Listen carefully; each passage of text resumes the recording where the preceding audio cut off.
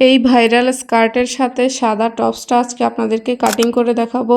এর আগে আমি স্কার্টের কাটিং এবং সেলাই ভিডিও শেয়ার করেছি, যারা যারা দেখতে চান তারা দেখে আসতে পারেন।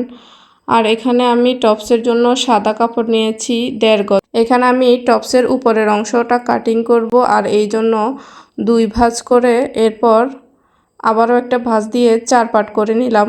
আর এই 4 পার্টের উপরের অংশে আমি গলাটা মেপে নিলাম। এখানে আমি 3 ইঞ্চি গলার মাপ নিলাম এবং কাঁধের অংশটা আমি রেখেছি 3 ইঞ্চি। এখানে আমি আরমহল নিয়েছি 5.5 ইঞ্চি। এরপর আমি হাতার অংশটাকে সুন্দর করে কেটে নিলাম এবং এরপরে আমি গলার সামনের অংশটাকে গোল করে কেটে নিয়েছি। আর পেছনের গলাটাকে আমি 1.5 ইঞ্চি মেপে এরপর পেছনের গলাটা কেটে নিলাম।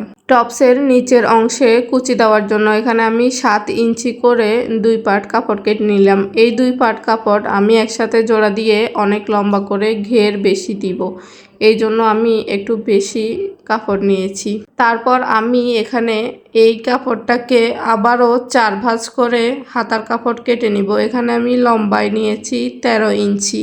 আর যেহেতু এখানে আমি হাতার নিচের অংশের আবার ইউজ করব, তাই জন্য হাতার নিচের অংশটা একটু বেশি চওড়া রেখেছি। এভাবে করে আমি হাতাটা কেটে নিয়েছি। আর এখানে আমি নিয়েছি চিকন করে 2টা কাপড় কেটে নিলাম। এই কাপড়গুলো দিয়ে আমি গলার অংশ সেলাই করব এবং টপসের পেছনের অংশে কিছু লুফ লাগবে, সেগুলো তৈরি করার জন্য এই চিকন কাপড়গুলো কেটে নিয়েছি। পরবর্তীতে এর সেলাই ভিডিও শেয়ার করব।